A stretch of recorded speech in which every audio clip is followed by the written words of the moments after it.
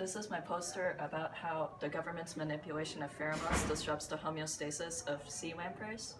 And so these are two images of my animal, which is a sea lamprey. And here you can see that it has a very large oval-shaped mouth and that it has many teeth.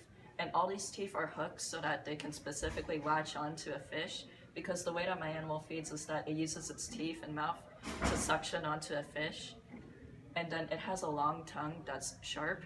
And what the tongue does is that it scrapes away the fish's skin and scales until it reaches the insides and then sucks out the fish's bodily fluids. And most of the time the fish dies because multiple sea lampreys can attach to one fish all at once. And here's a picture of the mark left by a sea lamprey. And so in the mid-1950s, the sea lampreys started to invade into the Great Lakes region.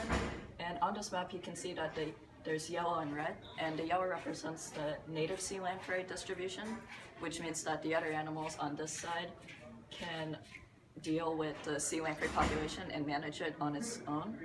But in the Great Lakes region, none of the other fish and animals are adapted to the sea lamprey, so they do not know how to control it.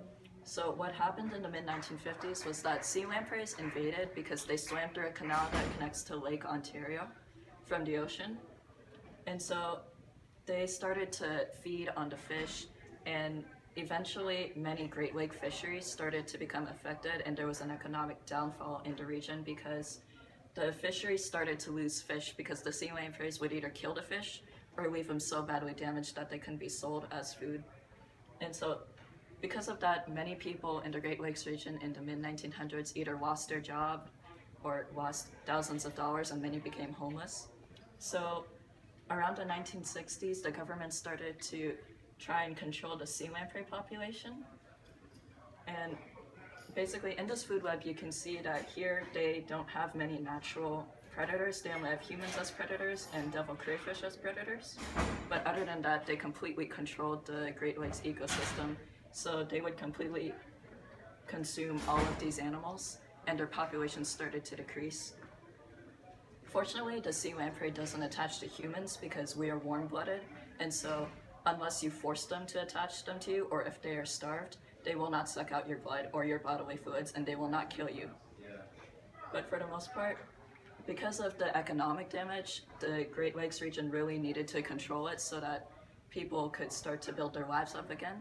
And so the way they did that was, there is a pheromone called 3-kpzs that males naturally emit for reproduction. And so what they started to do was, because the sea lamprey migrates to freshwater for reproduction, they started to disperse 3-kpzs in the water to try and lure females up towards the freshwater so that they could lure them into traps. But the issue is that 3-kpzs triggers sexual maturation earlier than it should happen. And in addition, it also affects male sea lampreys and female sea lampreys' homeostasis. And so in this graph you can see that this shows how different concentrations of 3-kpzs in the water increases or decreases plasma concentration in both males and females over a period of 48 hours. And so here in the female graph you can see that there are different changes, both positive and negative. And so the scientists determined that this was inconclusive, and that when females are exposed to 3-kpzs, their plasma concentrations are not affected. However, when males are exposed to exposed to 3-kpzs, their plasma concentrations greatly increase by about 2,000 picograms per milliliter. And so the increase in plasma concentration meant that it disrupts the male's homeostasis because it would disrupt their blood pH, because plasma is related to the acidity of blood. And so what it would do was, the increase in plasma concentration threw off the pH balance of the blood, and so the pH of the blood became more acidic, and so the increased acidity in the blood disrupted the gas transport in the sea lamprey, which made it harder for them to breathe.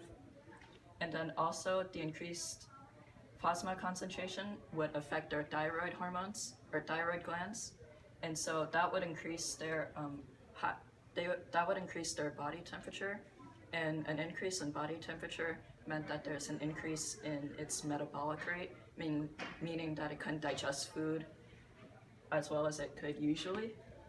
And in females, it disrupts homeostasis by decreasing serotonin levels, and serotonin basically controls the female's oscillations, which is basically how females swim or how all sea lampreys swim.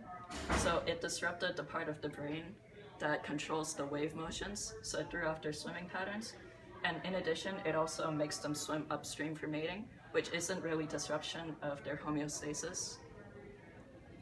But in both male and females, if the sea lampreys were immature and they were exposed to 3K PZS, then larval sea lamprey would start to sexually mature before they're supposed to during the wrong period of time for mating.